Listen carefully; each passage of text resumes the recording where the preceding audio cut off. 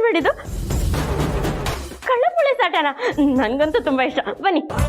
ಬರೀ ಇದೇ ಆಯ್ತಲ್ರಿ ನಿಮ್ದು. ನೀವು ಮಾಡಿರೋ ತಪ್ಪಿಗೆ ಏನು ಶಿಕ್ಷೆ ಕೊಡಬೇಕು ಅಂತ ಚೀಟಿಗಳಲ್ಲಿ ಬರ್ದಿದ್ದೀನಿ. ಓಹೋ, ಇದ್ರಲ್ಲಿ ಒಂದು ಚೀಟಿ ಎತ್ಕೊಂಡು ಇದ್ರಲ್ಲಿ ಏನು ಶಿಕ್ಷೆ ಬರ್ತಿದ್ಯೋ ಅದನ್ನ ಅನುಭವಿಸ್ಬೇಕಾ?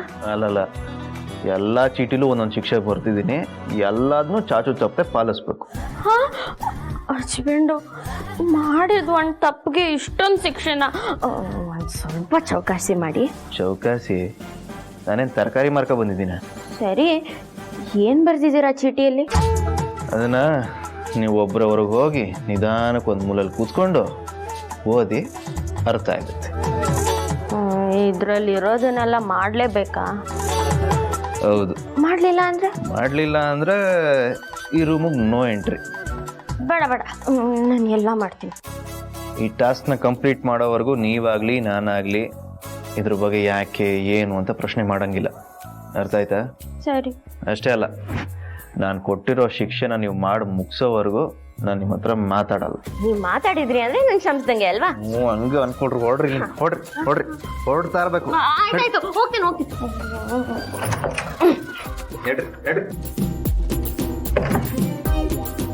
ಏನು ಗಂಡಸ್ರು, ಹೆಂಡತಿ ಮೇಲೆ ಒಂಚೂರು ಕರುಣೆನೇ ಇಲ್ಲ. ಏನ್ರಿ ಅದು ಉಣಕ್ತಿರೋದು? ಅಬ್ಬ, ಏನಿಲ್ಲ ಹಸ್ಬೆಂಡು, ಈ ಚೀಟಿಯಲ್ಲಿ ಏನು ಬರ್ದಿರ್ಬೋದು ಅಂತ ಯೋಚನೆ ಮಾಡ್ತಿದ್ದೆ ಅಷ್ಟೇ. ಅದ್ರಲ್ಲಿ ಬರ್ದಿರೋದೆಲ್ಲ ಕರೆಕ್ಟಾಗಿ ಮಾಡಲೇಬೇಕು.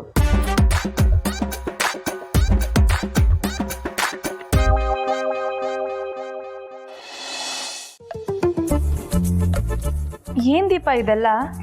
ನನ್ನ ಹಸ್ಬೆಂಡ್ ಕೊಟ್ಟಿರೋ ಶಿಕ್ಷೆ. ಶಿಕ್ಷೆನಾ? ನಾನು ಏನು ಮಾಡಬೇಕು ಅಂತ ಅವ್ರು ಇದ್ರಲ್ಲಿ ಬರ್ದಿದ್ದಾರಂತೆ. ನಾನು ಈ ಶಿಕ್ಷೆ ಅನುಭವಿಸಿದ್ರೇನೆ ಅವ್ರು ನನ್ನನ್ನು ಕ್ಷಮಿಸೋದಂತೆ. ಏನ್ ಬರ್ದಿದ್ದಾನೆ? ಇನ್ನೂ ನೋಡಿಲ್ಲ ಅಕ್ಕ. ಆದ್ರೆ ಅವ್ರದ್ದು ಅತಿ ಆಗಿಲ್ವಾ ಅಕ್ಕ? ಇದಕ್ಕೆಲ್ಲ ನೀನೇ ಕಾರಣ. ಹೌದು ಅಕ್ಕ, ನೀವು ಹೇಳೋದೇನೋ ಸರಿ, ನಂದೇ ತಪ್ಪು. ಆದರೆ ಈಗೇನು ಮಾಡೋದು? ಶಿಕ್ಷೆ ಅನುಭವಿಸೋದು. ಹಂಗಂತೀರಾ ಅಕ್ಕ? ಹೌದು, ಈ ವಿಷಯದಲ್ಲಿ ನಾನು ನಿನಗೆ ಸಪೋರ್ಟ್ ಅಂತೂ ಮಾಡಲ್ಲ. ಯಾಕಂದ್ರೆ ಚಿರು ಈ ವಿಷಯದಲ್ಲಿ ನನ್ನ ಮಾತಂತೂ ಕೇಳಲ್ಲ. ಹೋಗ್ಲಿ, ಕೊಡೋ ಆ ಚೀಟಿ, ಏನ್ ಬರ್ದಿದ್ದಾನೆ ಅಂತ ನೋಡೋಣ. ಈ ಚೀಟಿನ ತೆಗಿಯೋಕ್ಕೂ ಮುಂಚೆ ದೀಪನ್ ಕಣ್ಣು ಮುಚ್ಚಿಸಿ ನಾನು ಒಬ್ಳೇ ಓದಿ ಚಿರು ಬರ್ದಿರೋದನ್ನ ಬದಲಾಯಿಸ್ಬೇಕು.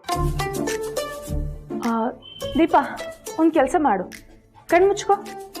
ಯಾಕಕ್ಕ? ಮೊದಲು ನಾನು ಈ ಚೀಟಿನ ಕುಲುಕ್ತೀನಿ, ಆಮೇಲೆ ನೀನು ಇದರಲ್ಲಿ ಒಂದು ಚೀಟಿ ತಗೊಂಡು ಅದ್ರಲ್ಲಿ ಏನು ಶಿಕ್ಷೆ ಬರ್ದಿದೆ ಅಂತ ನೋಡು, ಸರಿನಾ?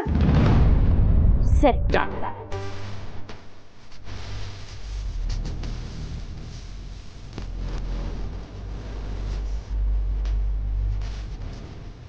ಇಷ್ಟೇನಾ ಅವ್ನು ಕೊಡ್ತಿರೋ ಶಿಕ್ಷೆ? ಆದ್ರೆ ಇದನ್ನ ಬೇರೆ ತರ ಬದಲಾಯಿಸ್ಬೇಕಲ್ಲ. ಕೊಳ್ಕದ್ರ ಅಕ್ಕ? ಹಾ ಆಯ್ತಾಯ್ತು, ಕಣ್ಬಿಡು. ದೀಪ, ನನ್ಗಿವಾಗ ಒಂದು ಒಳ್ಳೆ ಐಡಿಯಾ ಬಂತು. ಇದನ್ನ ದೇವ್ರ ಹತ್ರ ಇಟ್ಟು ಪೂಜೆ ಮಾಡ್ಕೊಂಡು ಬರ್ತೀನಿ. ಯಾಕೆ ಅಂದ್ರೆ ನಿನ್ಗೆ ಇದರಲ್ಲಿ ಜಾಸ್ತಿ ಶಿಕ್ಷೆ ಸಿಗಬಾರ್ದು, ಸ್ವಲ್ಪ ಸುಲಭದ ಸಿಗ್ಲಿ ಅಂತ. ಹೌದಾ? ಸರಿ ಅಕ್ಕ, ನಾನು ಬರ್ತೀನಿ. ಬೇಡ ದೀಪ, ಯಾಕೆಂದ್ರೆ ನೀನ್ ತಪ್ಪು ಮಾಡಿದ್ಯಾ. ದೇವ್ರ ಹತ್ರ ನೀನೇನಾದ್ರೂ ಕೇಳ್ಕೊಂಡ್ರೆ ದೇವ್ರ ಅಸ್ತು ಅಂತ ಅನ್ನಲ್ಲ. ಅದಕ್ಕೆ ನಾನು ಹೋಗಿ ಬೇಡ್ಕೊಂಡು ಬರ್ತೀನಿ. ಸರಿ ಅಕ್ಕ. ಸರಿ, ಇಲ್ಲ ಇರೋ.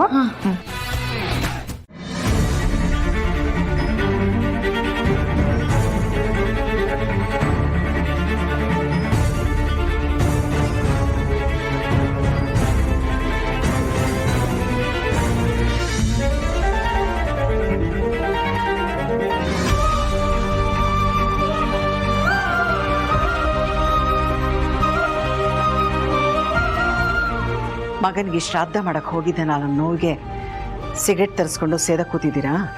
ಯಾಕೋ ಆ ಸಿಗರೇಟ್ಗೂ ನನ್ನ ಮೇಲೆ ಬೇಜಾರಾಗಿದೆ ಅನ್ಸುತ್ತೆ ಕಡೆ. ಅದನ್ನು ನೋಡಿದ್ರೆ ಸೇದಬೇಕು ಅಂತಾನೆ ಅನ್ನಿಸ್ತಾ ಇಲ್ಲ. ತಪ್ಪು ಮಾಡಿದ್ದು ನೀವೇ ಈ ರೀತಿ ಮಾತಾಡ್ತಿದ್ದೀರಲ್ಲ. ಮನೆ ಹಾಳು ಮಾಡೋ ಕೆಲಸ ಶುರು ಮಾಡಿದ್ರೆ ತಡ್ಕೊಳಕ್ಕಾಗಲ್ಲ, ಕೊಂದು ಬಿಡಬೇಕು ಅನ್ಸುತ್ತೆ. ಇವತ್ತು ನಿನ್ನ ಮಗ ಅನ್ನಿಸ್ಕೊಂಡು ಮಾಡಿದ್ದದನ್ನೇ ತನ್ನ ತಂಗಿ ಜೀವನ ಸರಿ ಮಾಡ್ತೀನಿ ಅಂತ ಇನ್ನೊಂದು ಹುಡುಗಿ ಜೀವನನ ಹಾಳು ಮಾಡ್ದ. ಎಲ್ಲ ರೀ, ಸಂಜೆ ನನಗೂ ನರಸಿಂಹನ ಮೇಲೆ ಪ್ರೀತಿ ಇದೆ ಅಂತ ನಿಮಗೆ ಗೊತ್ತಾಗ್ಲಿಲ್ವಾ? ನೀವು ಶ್ರಾದ್ದ ಮಾಡುವಾಗ ನನಗೂ ಮಾಡಿ ಅಂತ ಹೇಳಿ ಅವಳು ಕೂತ್ಕೊಂಡ್ಲು. ಹೆಣ್ಣು ಮಕ್ಕಳನ್ನ ನೋಯಿಸಿ ಮದುವೆ ಆಗಬಾರ್ದು, ಪ್ರೀತಿಸಿ ಮದುವೆ ಆಗಬೇಕು. ಆ ಹುಡುಗಿಗೆ ನಿನ್ನ ಮಗನ ಮೇಲೆ ಪ್ರೀತಿ ಇದ್ದಿದ್ದಿದ್ರೆ ಇವನ್ನೇ ಮದುವೆ ಆಗ್ತೀನಿ ಅಂತ ಅವಳೇ ಮುಂದೆ ಬರ್ತಾ ಇದ್ಲು. ಅವ್ರ ಅಪ್ಪ ಅಮ್ಮನ ಮಾತು ಕೇಳಿ ನಮ್ಮ ಅಳಿಯನ್ ಮದುವೆ ಆಗಕ್ಕೆ ಯಾಕೆ ಮುಂದಾದ್ಲು? ಅದಕ್ಕೆ ಕಾರಣ ಅವ್ರ ಅಪ್ಪ ಅಮ್ಮನೇ ಅಂತೆ.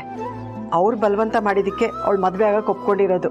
ಕೈಗೆ ಗಾಯ ಆದರೆ ಔಷಧಿ ಹಚ್ಕೋಬೇಕು ಹೊರತು ಕೈನೇ ಕತ್ತರಿಸ್ಕೋಬಾರ್ದು. ಈಗ ನಿನ್ನ ಮಗನ ವಿಷಯದಲ್ಲಿ ಆಗಿರೋದು ಹಾಗೆ. ಅವನೇನೇ ಮಾಡಿದ್ರು ನೀನು ಅವನ್ನ ಒಪ್ಕೋತೀಯ. ಅವನ ಹೆಂಡತಿ ನಮ್ಮನೆಗೆ ಸೊಸೆಯಾಗಿ ಬಂದ್ಲು ಅನ್ನೋ ಸಂತೋಷಕ್ಕೆ ಅದನ್ನು ಸಮರ್ಥಿಸ್ಕೋತಾ ಇದೀಯಾ. ಆದರೆ ಊರವ್ರಿಗೇನು ಹೇಳಿ, ಇನ್ಸ್ಪೆಕ್ಟರ್ ಮಗಳಿಗೆ ಬಲವಂತದಿಂದ ತಾಳಿ ಕಟ್ಟಿ ಮನೆ ಕರ್ಕೊಂಬಂದಿದ್ದಾನೆ ಅಂತ ಆಡ್ಕೋತಾರೆ. ಅವ್ರಿಗೆಲ್ಲ ನಾನೇನು ಅಂತ ಉತ್ತರ ಕೊಡ್ಲಿ? ಒಬ್ಳು ಹೇಳ್ದೆ ಕೇಳದೆ ಓಡ್ ಹೋದ್ಲು. ಇದುವರೆಗೂ ಅವಳು ಬದುಕಿದಾಳೋ ಸತ್ತಿದಾಳೋ ಏನೂ ಗೊತ್ತಿಲ್ಲ. ಅವಳಿಗಾದರೂ ತಾನು ಮಾಡಿದ ತಪ್ಪು, ನನ್ನ ಅಪ್ಪ ಅಮ್ಮ ಹೇಗಿದ್ದಾರೆ ಅಂತ ಒಂದು ಫೋನ್ ಕೂಡ ಮಾಡಲಿಲ್ವಲ್ಲ.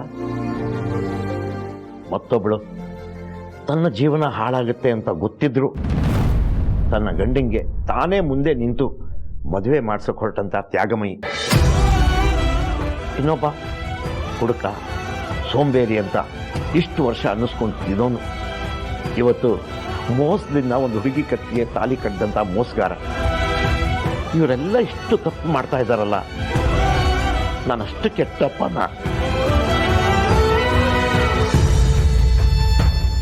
ಇವರಿಗೆಲ್ಲ ನಾನು ಕಲಿಸಿದ ಸಂಸ್ಕಾರ